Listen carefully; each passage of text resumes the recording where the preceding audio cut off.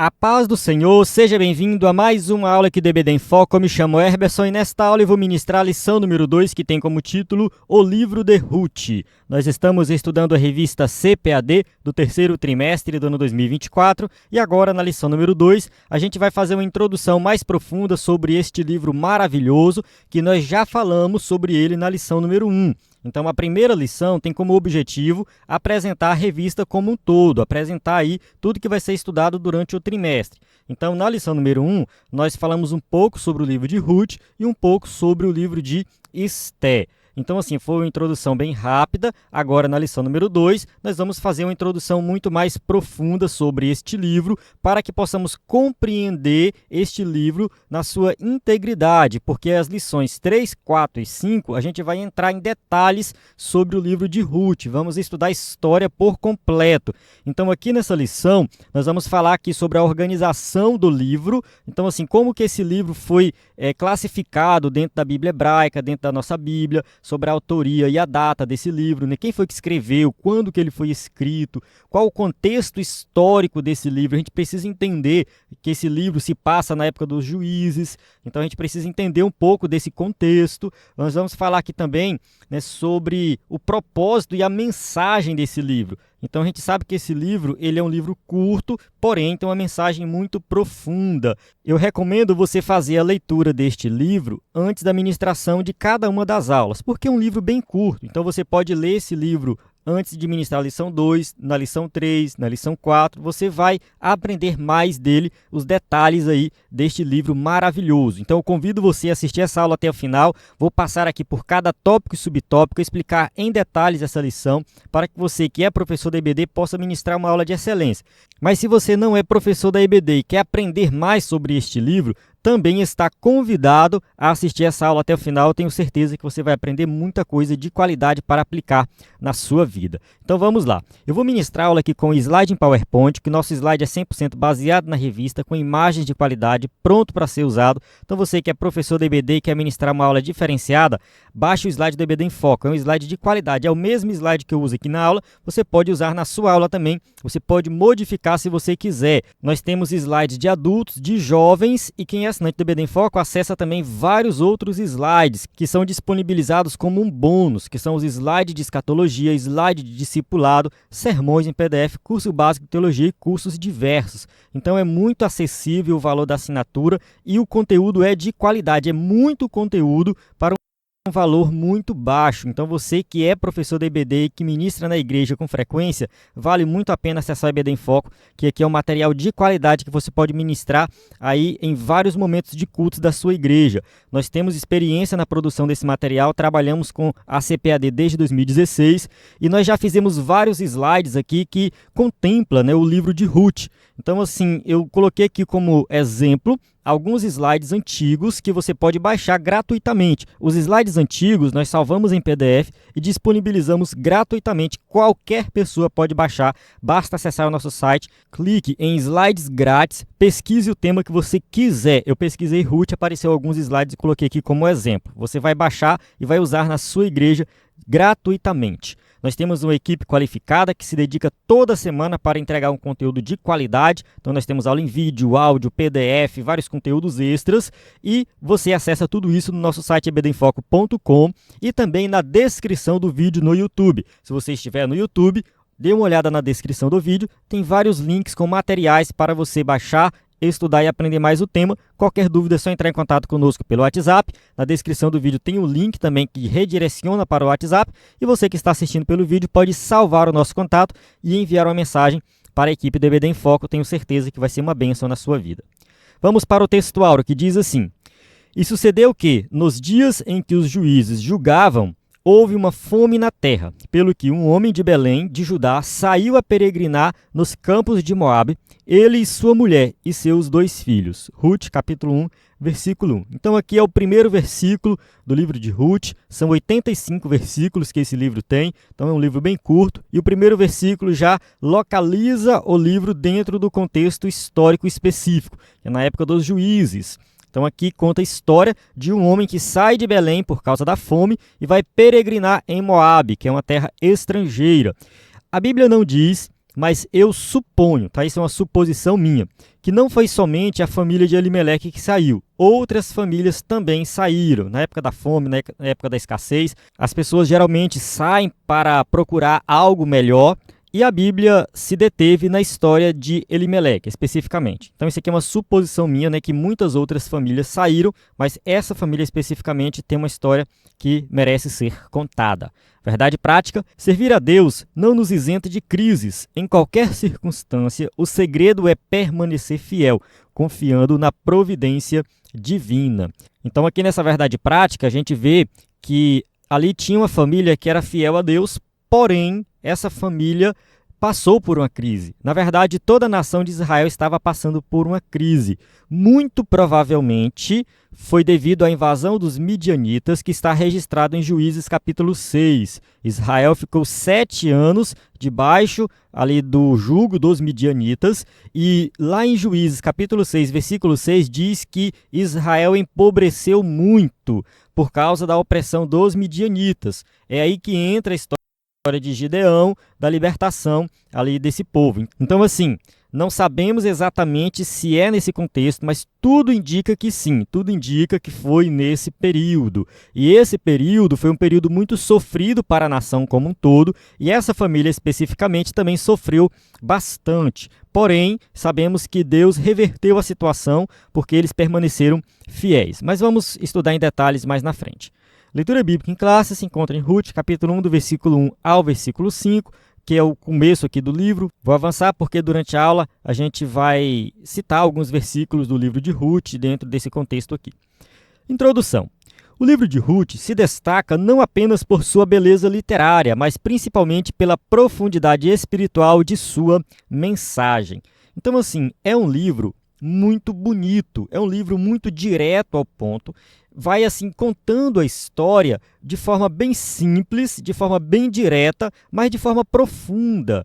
E assim, como é um livro que é bem curto, é necessário ter um conhecimento do contexto da época, do contexto histórico, do contexto literário, enfim. A gente precisa ter um conhecimento dos costumes da nação de Israel para compreender melhor a mensagem desse livro. É por isso que a gente faz teologia, por isso que a gente estuda teologia, por isso que a gente faz um estudo mais profundo do livro, porque é necessário ter conhecimento do pano de fundo, do contexto histórico, para que você possa perceber a beleza literária e também a profundidade espiritual da mensagem de Ruth. Fonte de inspiração para judeus e cristãos ao longo dos séculos, o livro narra uma história de amizade, amor e redenção. Nesse livro, a gente vê uma história que apresenta valores importantíssimos para os dias de hoje. Não foi somente para aquela época, mas é para os dias de hoje.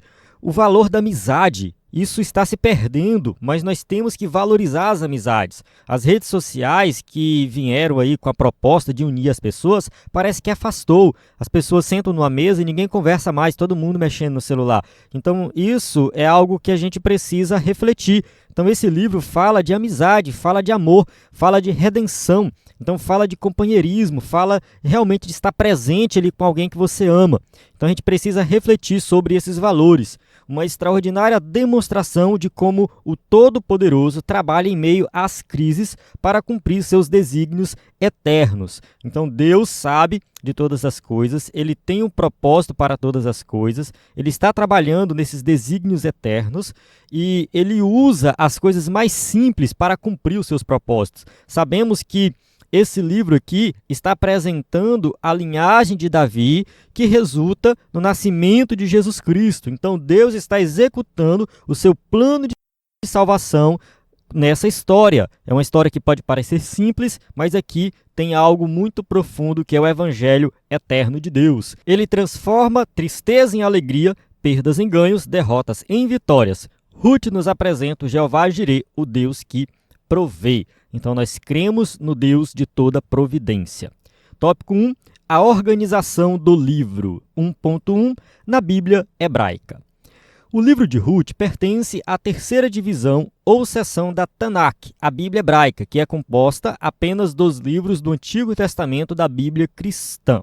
Então a gente precisa entender que o Antigo Testamento da nossa Bíblia, que é a Bíblia cristã, contém os livros que estão presentes na Bíblia hebraica, que é chamada de Tanakh. Então, a Tanakh é o nome que se dá para todos os rolos, todos os livros do Antigo Testamento, que antigamente eram em rolos, né? Hoje em dia não é mais. No entanto, nós sabemos que cada livro tinha ali um rolo específico. Então, tinha o rolo do profeta Isaías, tinha o rolo dos Salmos, enfim. Então, assim, o Antigo Testamento é a Bíblia hebraica. Essa terceira seção é chamada de Ketuvim, ou hagiógrafos, escritos. Então aqui a gente tem a divisão da Bíblia hebraica. A primeira parte é a lei, a Torá. Quando a gente fala Torá, a gente está se referindo apenas aos 5 primeiros livros do Antigo Testamento. Depois tem a segunda divisão, que são os profetas, que aí entra Josué, Juízes, Samuel, Reis. É um pouco diferente da nossa divisão. Então, Josué está dentro dos profetas. Os profetas anteriores e tem os profetas posteriores, que a gente chama de profetas maiores e profetas menores. E a terceira divisão são os escritos, que entra aqui os livros poéticos, os 5 rolos e os livros históricos. Vamos ver aqui mais um detalhe. Dentre os escritos, que são 11 livros, estão os Megiló, 5 rolos.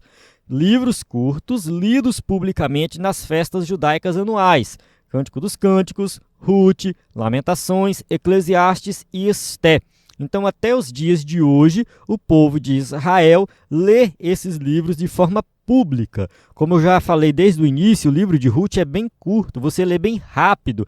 Então, a leitura pública desse livro para todas as pessoas ali durante uma das festas judaicas é muito comum. As pessoas param para ouvir e meditar sobre essa mensagem. Em função de narrar fatos ocorridos durante a colheita, a leitura litúrgica de Ruth era tradicionalmente feita durante o Shavuot, ou Pentecostes, a festa de Pentecostes, a festa da colheita. Então, a festa da colheita era uma festa que era realizada e ainda é realizada às vezes de forma simbólica em Israel, mas enfim, no passado era muito mais comum. E sempre que eles realizavam essa festa, o livro de Ruth era lido, justamente porque ele tem uma relação muito próxima ali com a colheita. Ruth trabalha colhendo, na verdade ela trabalha pegando as espigas que caem durante a colheita. Isso estava previsto na lei. Se você lê a lei, está dizendo lá que quando vai realizar a colheita, tudo que cair, que ficar ali para trás, eles não devem voltar para recolher, deve deixar para que os estrangeiros, as viúvas e os órfãos possam recolher e ter um sustento. Então, assim, tinha vários detalhes dessa lei, eu não vou falar tudo aqui, a gente vai falar disso mais na frente, nas próximas aulas, mas era como se fosse um Bolsa Família da época. As pessoas necessitadas, para que elas não passassem fome, elas iam pegar aquilo que caía da colheita. Então, essa história tem uma relação ali com a colheita, e é por isso que esse livro é lido nessa festa, na festa de Pentecostes. Tópico 1.2, na Bíblia cristã. Enquanto a Bíblia hebraica está dividida em 3 seções, Pentateuco, Profetas e Escritos, o Antigo Testamento da Bíblia cristã é composto de 4, Pentateuco, poéticos, históricos e proféticos. Então, essa é a divisão que nós fazemos. Essa divisão, ela é uma divisão didática, é uma maneira de nós compreendermos melhor esses livros. Nós fazemos essa divisão. Então, Pentateuco são os 5 primeiros livros escritos por Moisés, depois vem os históricos, que começa com Josué e vai até Esté. A gente observa que Daniel também é um livro histórico, mas ele está classificado aqui dentro dos profetas, porque realmente ele também é um livro profético.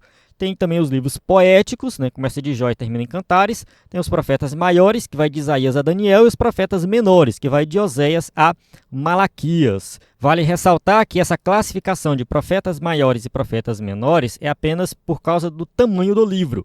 Os profetas maiores escreveram a quantidade maior, os profetas menores uma quantidade menor. Mas isso não tem nada a ver com a importância desses profetas.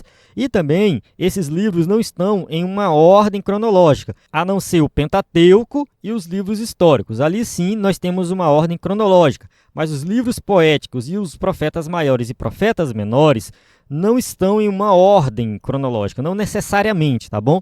É claro que na organização eles tentam colocar em uma ordem, né? Isaías primeiro, depois Jeremias, Lamentações, Ezequiel, Daniel, entra ali uma certa ordem, mas a gente não pode ficar preso, até mesmo porque esses profetas estavam profetizando em um momento histórico específico. Então, por exemplo, Jeremias está profetizando ali no momento um pouco antes da queda de Jerusalém. Lamentações é após a queda de Jerusalém. Isso está registrado nos livros de Reis, no segundo livro de Reis, e também em Crônicas. Então, assim, a gente vê que tem o livro histórico e dentro daquele contexto histórico tem os profetas profetizando. Da mesma forma, os livros poéticos. Enquanto a história está acontecendo e está sendo descrita nos livros históricos, as poesias estão sendo escritas também de forma paralela. Está acontecendo ali, é o sentimento do povo naquela época. Então essa divisão aqui nos ajuda a compreender melhor o propósito de cada livro dentro da história maior aí da redenção. Ruth está categorizado como um livro histórico por seu evidente gênero narrativo, mas é identificado também por sua extraordinária beleza poética. Então observe que é um livro histórico, mas ao mesmo tempo é um livro poético. Empregando estilo e linguagem próprios do hebraico clássico, o autor expõe aspectos subjetivos da vida dos personagens. A obra está organizada em 4 capítulos, somando 85 versículos. Então, observe que a linguagem usada para escrever Ruth é um hebraico antigo, um hebraico clássico. Então, a gente precisa localizar esse livro nessa escrita um pouco mais antiga. Então, ali ele apresenta realmente algumas características dos personagens. Enfim, tem várias coisas importantes, né, que somente quem estuda o original consegue perceber.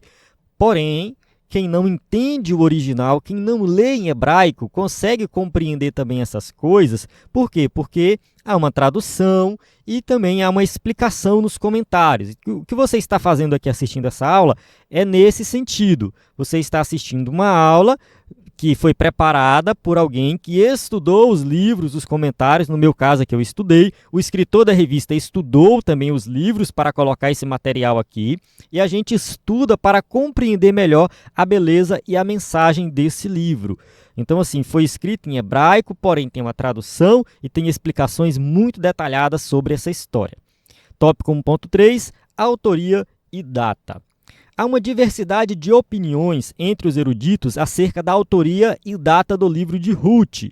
Samuel é o autor mais provável. O Talmud, obra milenar de regulamentos e tradições judaicas, atribui a ele a autoria. Então, nós não sabemos exatamente quem escreveu o livro de Ruth, porém, há uma tradição que diz que foi Samuel, até mesmo porque Samuel estava muito próximo do rei Davi, ele conhecia a história de Davi.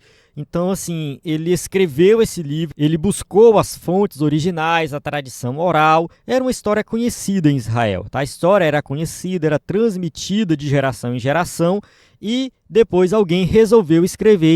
E é bem provável que Samuel tenha escrito essa história. Ele foi o último juiz de Israel, ele ungiu 2 reis de Israel, ele escreveu 2 livros, então é bem provável que ele tenha sim escrito o livro de Ruth. A forma como o autor se refere a Jessé e Davi parece indicar contemporaneidade e familiaridade com os personagens, o que também aponta para Samuel. Vamos ler Ruth, capítulo 4, versículo 17. Diz assim, ó, e as vizinhas lhe deram um nome dizendo, a Noemi nasceu um filho, e chamaram o seu nome Obed. Este é o pai de Jessé, pai de Davi.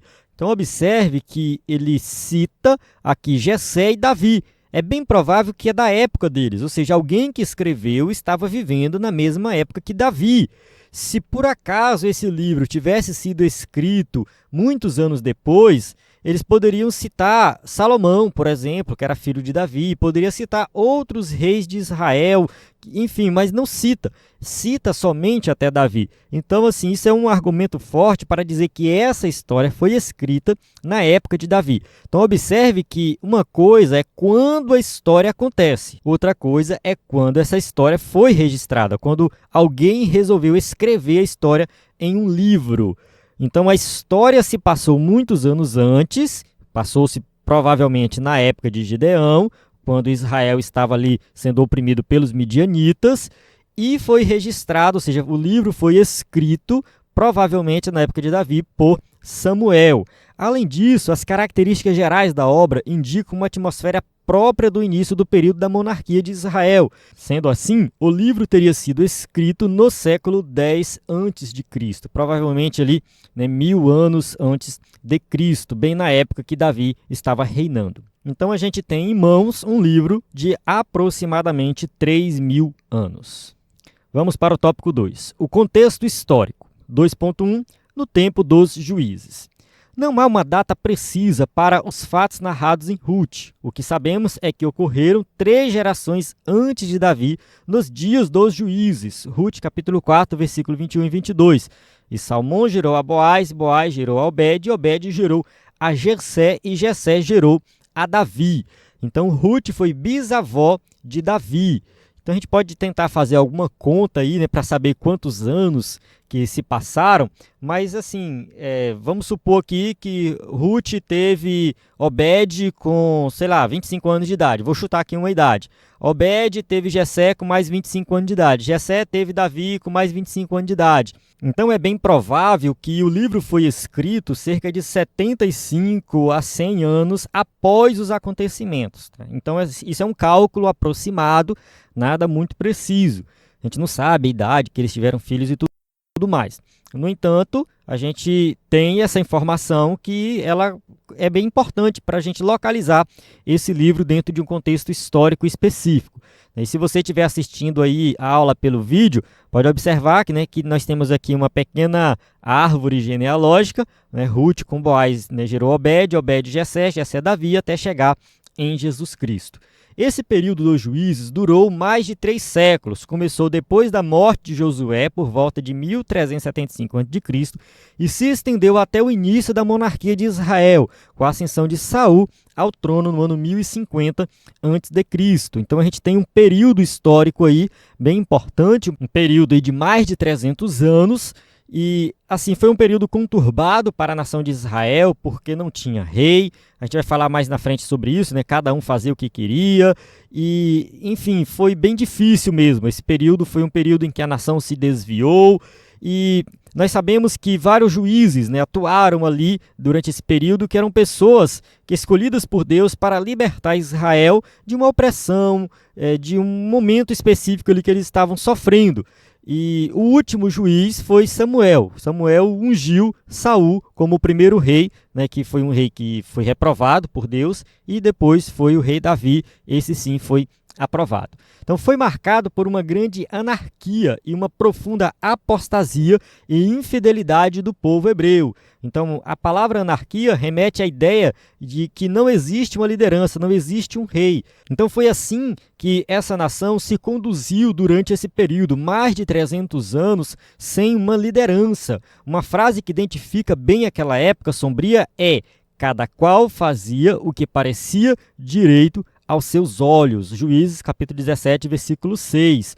Isso se repete no livro pelo menos umas 5 vezes.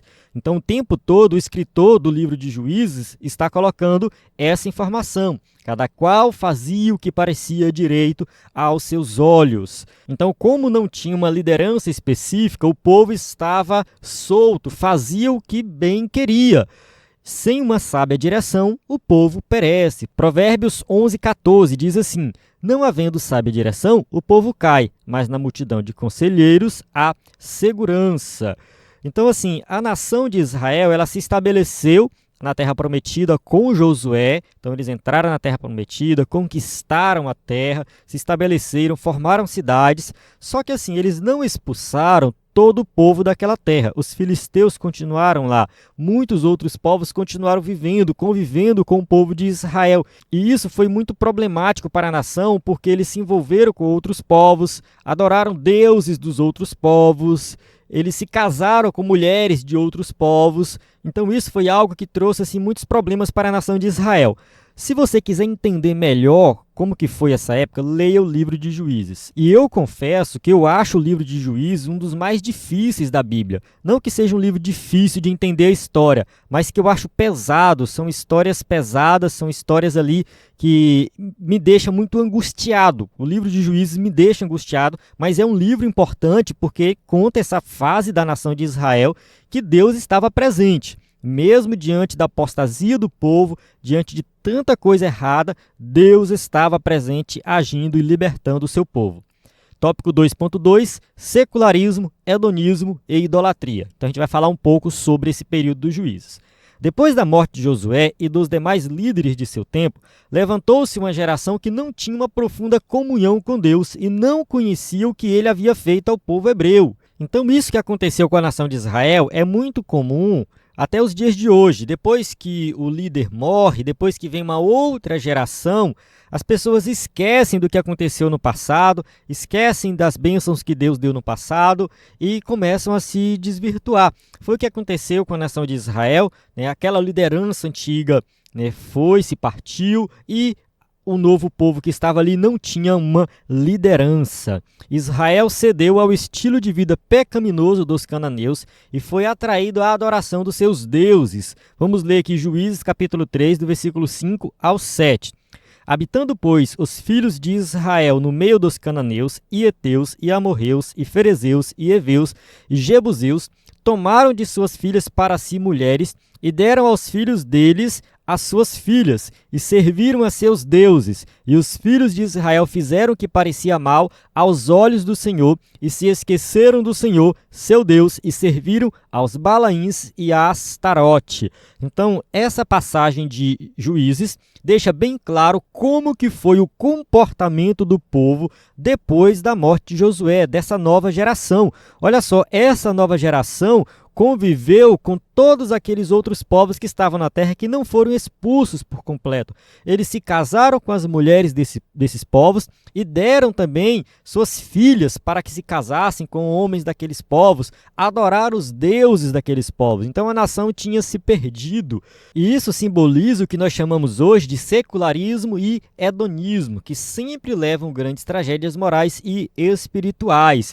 Então, o secularismo é um sistema que assume que a religião não tem influência nenhuma. Então, assim, esquece religião, esquece tudo relacionado a Deus, nós vamos implementar um sistema secular. Isso acontecia no passado e acontece também nos dias de hoje. Nos dias de hoje, tem todo um movimento para acabar com a religião, qualquer tipo de religião, com a crença em Deus. Tem pessoas que dizem por aí que é um retrocesso acreditar em um Deus, adorar a um Deus. Então, isso é o secularismo, é o que domina todas as ideologias mundanas. O hedonismo é a busca incessante pelo prazer como bem supremo. Então, busca pelo prazer como modo de vida. Então, são pessoas que querem viver apenas pelo prazer, satisfazer os prazeres da carne. Então isso também está presente no mundo, estava presente no passado e está presente nos dias de hoje.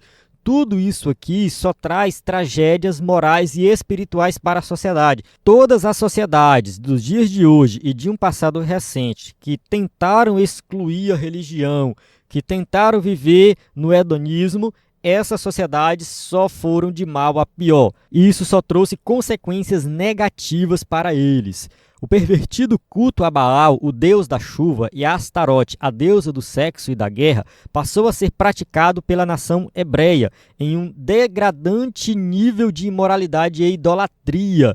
Então observe que o povo estava adorando os deuses cananeus, os deuses daquela terra que eles tinham conquistado, mas não conquistaram por completo. Não obedeceram a Deus e não conquistaram a terra por completo. Deixaram ali muitos nativos daquela terra, muitos cananeus ali. E por causa disso, eles começaram a adorar a esses deuses. Baal, Astarote e muitos outros. Alguém pode estar se perguntando, mas será que não tinha nenhuma liderança? Será que não tinha ali os sacerdotes que estavam cuidando do povo? Na verdade, assim, na média, não tinha.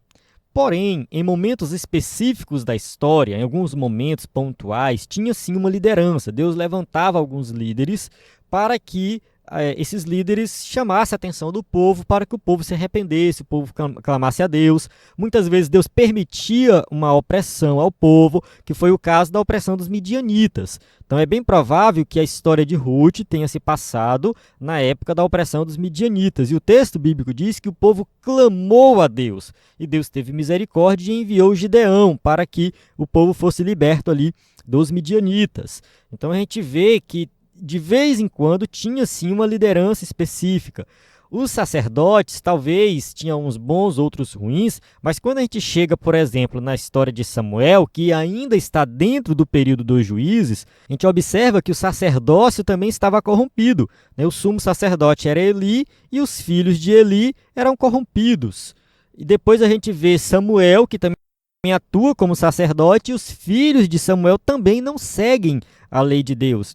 Então era bem complicado, até mesmo a religião estava corrompida, porque assim, a religião fazia parte do cotidiano da vida do povo. Então, quando a liderança religiosa daquela época se corrompia, o povo também se corrompia. Então, assim, tinha momentos pontuais, momentos específicos que o povo, de maneira geral, servia a Deus. Porém, na média, o povo estava realmente longe de Deus. A longo prazo, quando a gente olha todo o período, a maior parte do tempo o povo tinha se afastado de Deus. No entanto, a história de Ruth mostra que mesmo diante de uma sociedade corrompida, Deus tem os seus escolhidos. Ali tem um povo que busca a Deus, um povo fiel a Deus. A gente também não pode generalizar e dizer que estava todo mundo corrompido e todo mundo se afastou de Deus. Não é assim que acontece. Deus sempre tem aqueles que são fiéis a Ele. No reino de Deus, não basta ter carisma para liderar, é preciso ter caráter aprovado. Então a gente vai agora para o Novo Testamento para falar um pouco da questão da liderança dentro do contexto cristão.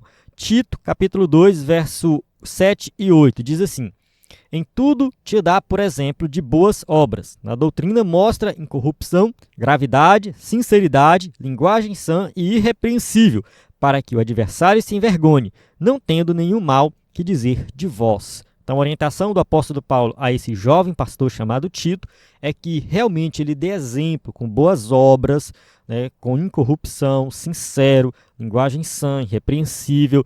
Ele tem que agir da forma mais coerente possível com as Escrituras. Então, é isso que Deus espera de um líder. Então, se você está na igreja, trabalhando em alguma obra específica, liderando algum grupo específico, leia Tito, leia Timóteo, que ele tem muitas instruções para quem está em um cargo de liderança. Tópico 2.3, opressão, clamor e livramento. A apostasia tornou Israel presa fácil de seus inimigos, que atacavam e saqueavam suas cidades e terras e mantinham o povo sob o domínio opressor por longos períodos. Então, assim, o povo se afastou de Deus. O povo adorou outros deuses.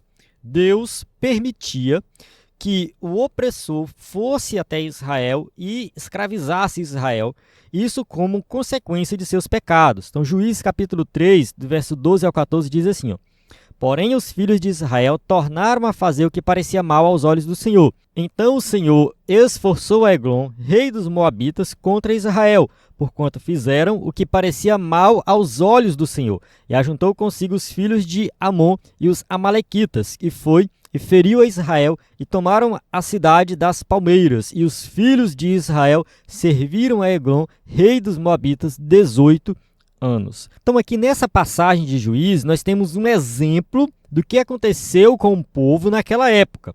O povo desobedeceu a Deus, eles faziam o que parecia mal aos olhos do Senhor, e Deus permitiu que Eglon, rei dos Moabitas, observe que Ruth é moabita. Então, nesse período aqui, os moabitas, junto com os amonitas e amalequitas, feriram Israel, tomaram a cidade e oprimiram eles por 18. Afligida, a nação clamava a Deus e o Senhor levantava juízes para libertar o seu povo. Esses juízes não eram magistrados civis como os que conhecemos hoje, que julgam em fóruns e tribunais. Então a ideia não era essa, tá? Um juiz que estudou direito, que é um magistrado, que fica sentado ali na mesa julgando o povo. Não é isso, tá? Os juízes de Israel eram líderes que Deus levantava de forma pontual para uma libertação específica, que Deus estava preparando ali. Então Sansão, por exemplo, foi juiz de Israel. Então Sansão tinha uma missão de libertar o povo de Israel dos filisteus. Então, quando Sansão estava ali no final da vida já, né, que ele estava lá preso, cego, e os filisteus estavam fazendo uma festa, um culto ao seu Deus, né, no templo lá, e Sansão empurra as colunas e mata todo mundo, eu interpreto aquilo ali não como um suicídio de Sansão, mas como Sansão cumprindo a missão que ele deveria cumprir, que era libertar o povo dos filisteus. Então aquilo ali era uma ação dele. É claro que foi uma ação desesperada devido à sua desobediência. Ele, né, estava naquela situação, mas ele clamou a Deus ali e Deus deu força para ele mais uma vez para que ele cumprisse essa missão. Assim foi com Débora, foi com Gideão, enfim, todos os juízes de Israel, eles tiveram ali um papel muito importante na libertação do povo em um momento específico. É bem provável que esses juízes também julgavam as causas do povo. É bem provável, tá? A Bíblia não diz isso, mas eu entendo que esses juízes, não somente eu, tá? Vários comentaristas, o J. Carson, por exemplo, também defende essa ideia. O J. Carson é um grande teólogo da atualidade e eles defendem a ideia de que esses juízes também atendiam o povo para julgar as causas do povo. Então isso era muito comum naquela época e eu acho que eles tinham esse papel também. Eram libertadores, geralmente líderes militares, como Otniel, Baraque e Gideão, poderosamente usados por Deus para julgar a causa de Israel, livrando-o de seus opressores. Então, a gente observa que os juízes de Israel, nesse período, o papel principal deles era libertar o povo dos seus opressores. Apesar dos repetidos ciclos de infidelidade da nação, Deus ouvia o gemido do seu povo em seus momentos de dor e aflição. Juízes capítulo 2, versículo 18. E quando o Senhor lhes levantava juízes, o Senhor era com o juiz e os livrava da mão dos seus inimigos todos os dias daquele juiz, porquanto o Senhor se arrependia pelo seu gemido por causa dos que os apertavam e oprimiam. Então, assim, Deus é misericordioso. Deus ouvia o povo clamar, enviava um juiz e durante o período daquele juiz, Deus dava a libertação. Então, Deus estava presente ali com aquele juiz escolhido. O Senhor é longânimo e cheio de misericórdia. Lamentações capítulo 3, versículo 22. As misericórdias do Senhor são a causa de não sermos consumidos, porque as suas misericórdias não têm fim.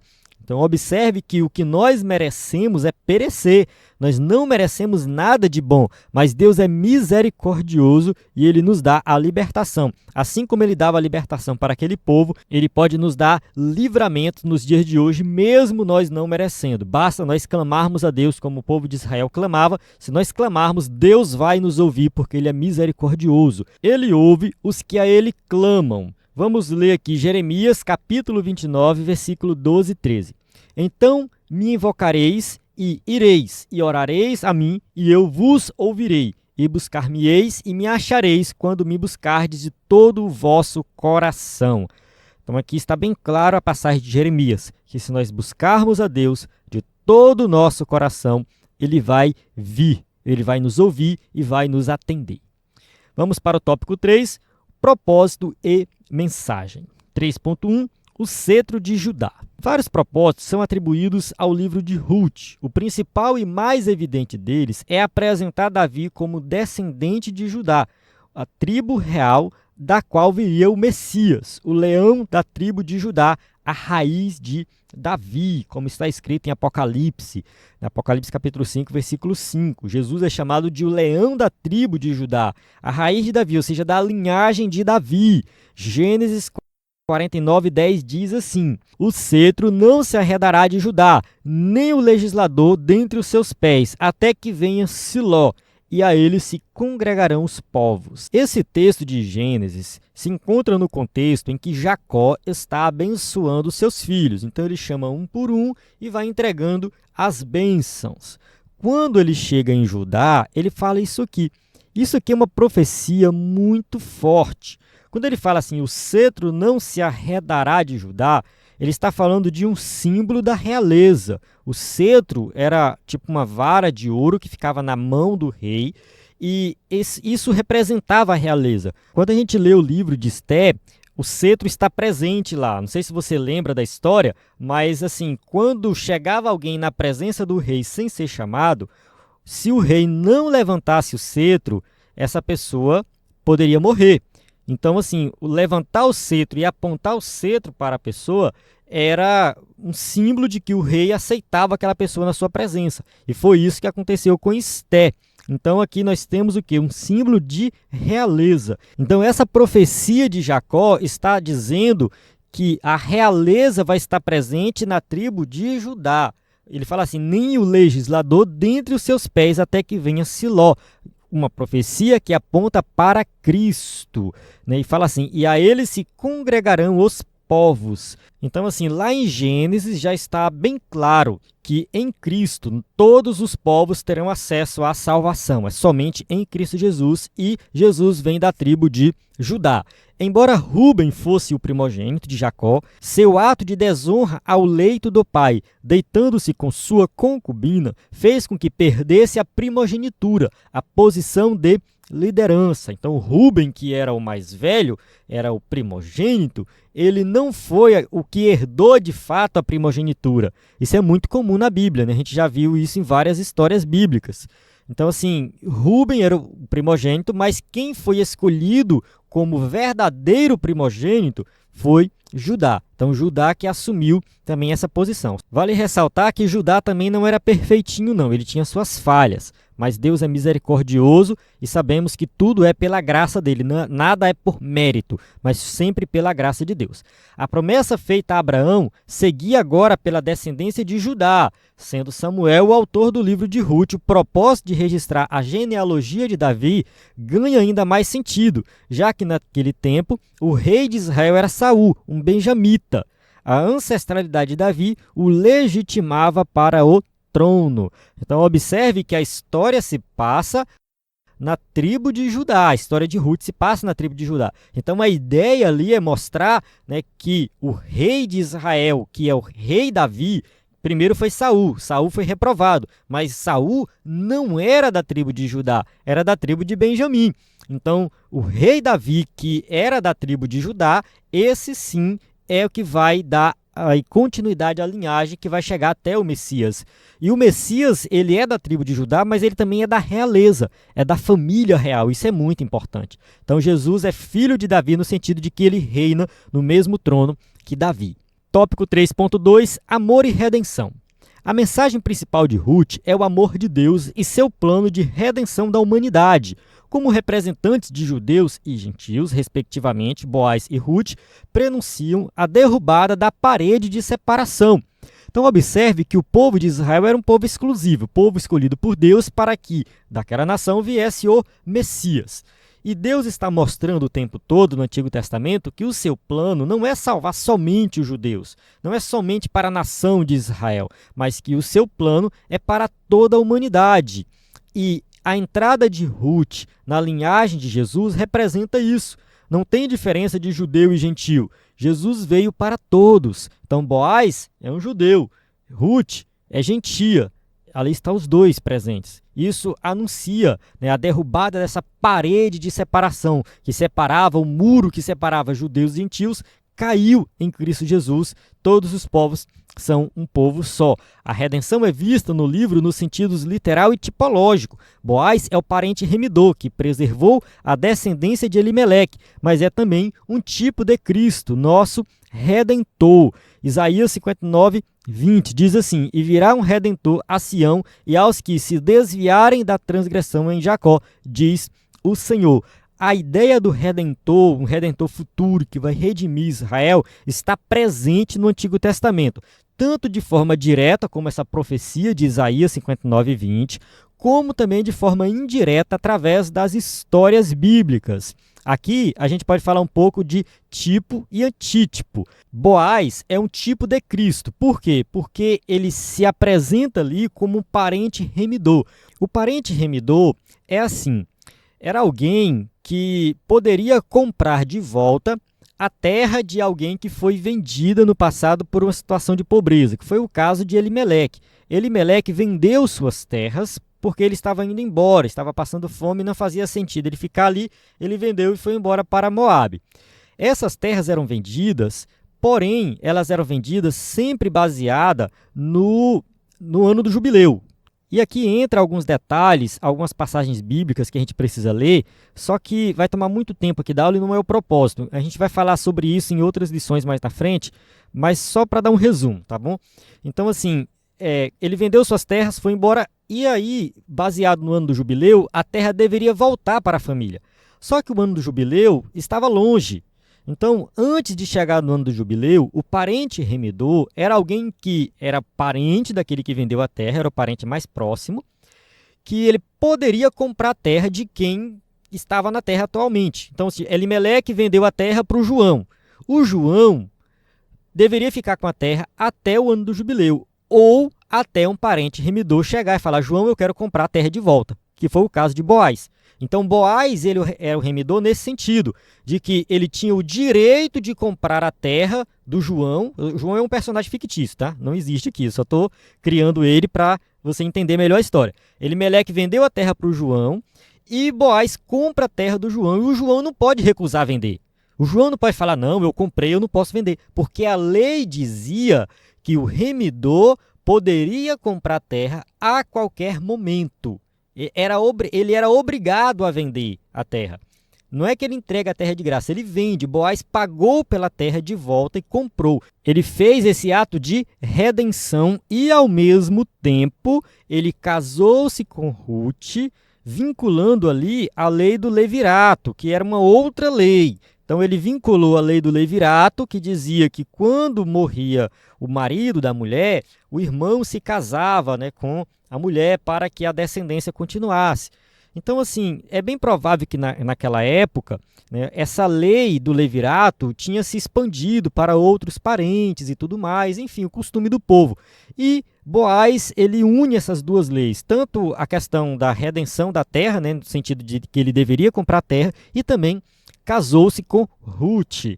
Então aqui a gente tem um tipo de Cristo, porque ele realiza uma redenção. Então ele aponta para Cristo. Tá? Então o tipo é inferior ao antítipo. Cristo é o antítipo de Boaz. Então Boaz aponta para Cristo, que é algo muito maior, algo muito superior. A redenção de Cristo é uma redenção plena, completa, muito superior. Então o que acontece ali na história de Ruth é algo que aponta para o Evangelho na sua integridade. Pode ser que ficou um pouco confuso, mas eu prometo que nas próximas aulas isso vai ser esclarecido em detalhes. Vamos para o tópico 3.3, fidelidade e altruísmo. O livro de Ruth abre uma janela que nos permite ver que nem tudo eram trevas nos dias dos juízes. Havia um remanescente fiel que temia Deus e foi usado por ele para cumprir seus propósitos. Então observe que nem todo mundo era corrompido, nem todo mundo estava longe de Deus, adorando Baal. Não, havia ali um remanescente. Tinha pessoas ali que acreditavam em Deus, que eram fiéis a Deus. E Ruth era uma moabita, uma estrangeira que se converteu ao Deus de Israel, foi fiel a Deus e foi abençoada por Deus. Em um mundo de crescente iniquidade, o justo vive pela fé, como está em Abacuque, capítulo 2, versículo 4. Eis que a sua alma se incha e não é reta nele, mas o justo, pela sua fé, viverá. E o apóstolo Paulo pega essa passagem de Abacuque e faz uma aplicação que tem tudo a ver com a nossa salvação. O justo passa a viver pela fé. É pela fé que ele tem vida em Cristo Jesus. É pela fé que ele faz tudo na sua vida. Nós vivemos pela fé. Outra eloquente mensagem no livro é o valor do altruísmo em que predominava o egoísmo. Nos dias dos juízes, a maioria vivia segundo os seus próprios padrões e interesses. Juízes 21, 25. Naqueles dias não havia rei em Israel, porém cada um fazia o que parecia reto aos seus olhos. Então era isso que acontecia. A gente já leu uma passagem que diz a mesma coisa, a gente leu Juízes 17, agora Juízes 21. Observe que está sempre se repetindo isso. Cada um fazia o que parecia bem aos seus olhos. O egoísmo predominava. Porém, nós observamos aqui o altruísmo. Foi o que aconteceu na relação ali de Ruth e Noemi. Ruth se colocou no lugar de Noemi. Ela viu a situação de Noemi. Noemi não tinha mais pai nem mãe, pelo menos o texto bíblico não cita, e é bem provável que eles já tinham morrido. Noemi não tinha mais um marido. Noemi não tinha mais filhos. Então Ruth se colocou no lugar dela, ela não foi egoísta, ela foi altruísta. Ela se colocou no lugar de Noemi, assumiu as dores de Noemi e falou assim: eu vou te acompanhar. Onde você for, eu vou também. Só a morte vai nos separar. Então, essa atitude dela vai na contramão do que estava acontecendo naquela sociedade, mostrando que sim, é possível nós preservarmos os valores cristãos em uma sociedade corrompida. Enquanto as pessoas vivem através do egoísmo, nós devemos fazer totalmente o contrário, nos colocar no lugar do próximo e estar preocupado com o próximo, amar o próximo, altruísmo e dentre outros valores que nós devemos preservar dentro do contexto cristão. Noemi e Ruth destoaram dessa máxima individualista. Sogra e nora não pensavam em si mesmas. O amor não é egoísta. Observe que o apóstolo Paulo escreveu, primeira carta aos Coríntios, capítulo 13, versículo 5. O amor é sofredor, é benigno. O amor não é invejoso. O amor não trata com leviandade, não se ensoberbece, não se porta com indecência, não busca os seus interesses, não se irrita, não suspeita mal. Então, assim, nós temos que amar como Ruth e Noemi se amaram. É um exemplo de amor que nós devemos seguir. É uma história de 3.000 anos atrás, mas que mostra valores que são super atuais e que nós devemos aplicar nos dias de hoje, se nós realmente queremos dar o testemunho de Cristo Jesus. Amém? Chegamos na conclusão da aula que diz assim: o livro de Ruth nos ensina que, a despeito da incredulidade e dos pecados do homem, Deus sempre trabalha para cumprir os seus desígnios. Sem violar o princípio do livre-arbítrio humano, o Todo-Poderoso conduz a história e executa seu plano eterno de redenção. O livro também nos mostra como a fidelidade de Deus se aplica às circunstâncias comuns da vida. Em tudo ele é fiel. Então a gente observa aqui na conclusão que, mesmo vivendo em uma sociedade corrompida, com um povo incrédulo e com muitos escândalos, até mesmo dentro da igreja, muita gente se afasta da igreja porque vê os escândalos e tal. Ah, meu Deus, o que está acontecendo? Mesmo diante de tudo isso, a gente precisa entender que Deus continua cumprindo os seus propósitos, que Deus ainda tem os seus escolhidos, aqueles que são fiéis no meio dessa sociedade corrompida. Então, Deus é todo-poderoso, ele executa o seu plano independente do que aconteça. Então, assim, Deus planejou a salvação desde a eternidade. E essa salvação, esse plano de salvação continua acontecendo. Claro, o auge dele foi ali na morte e ressurreição de Cristo Jesus, mas esse plano continua agindo até os dias de hoje. Então, Deus quer salvar mais e mais pessoas. O seu plano ainda continua e, independente da situação, das circunstâncias, nós temos que ser fiéis a Deus, porque ele está no controle de todas as coisas. Amém? Então eu encerro aqui. Nós temos as perguntas para quem vai usar o slide na igreja.